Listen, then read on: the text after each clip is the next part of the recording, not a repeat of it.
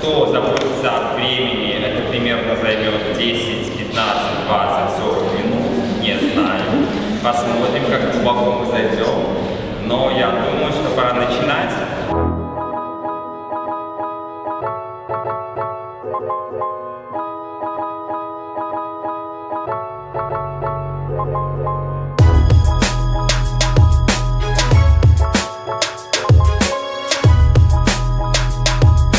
Этот пленэр прошел в рамках большего проекта Ева Project. Он уже проходит не первый год, с 2012 года.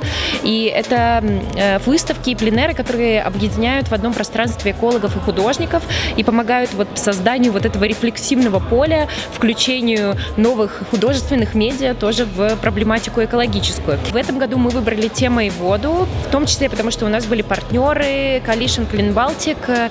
Я думаю, что ваши зрители знают, что Беларусь является частью Балтийского бассейна, соответственно, влияет на все проблемы загрязнения, в том числе и Балтийского моря. Я думаю, что мы выбрали тему воды еще и потому, что это очень созвучная для современного художественного пространства субстанция, потому что очень многие перформансы, саунд-арт, видео-арт напоминают этот поток, и поэтому мы приглашали в качестве участников художников, которые работают с этими практиками.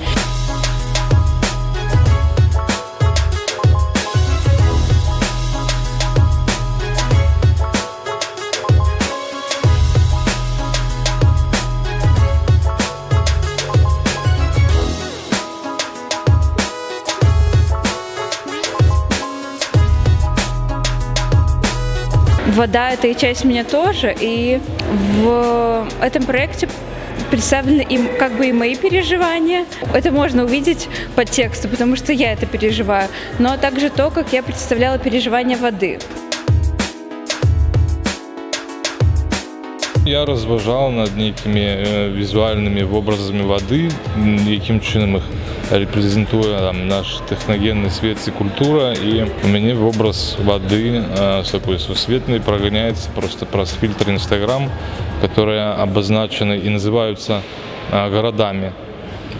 И в каждом из этих городов особливая ситуация с водой. Здесь все вельми добро, здесь все вельми дрэнно. И это некие такие личбовый наш свет, личбовая вода. И про это можно подумать. Давайте, может быть, чуть-чуть еще. Теплая женская.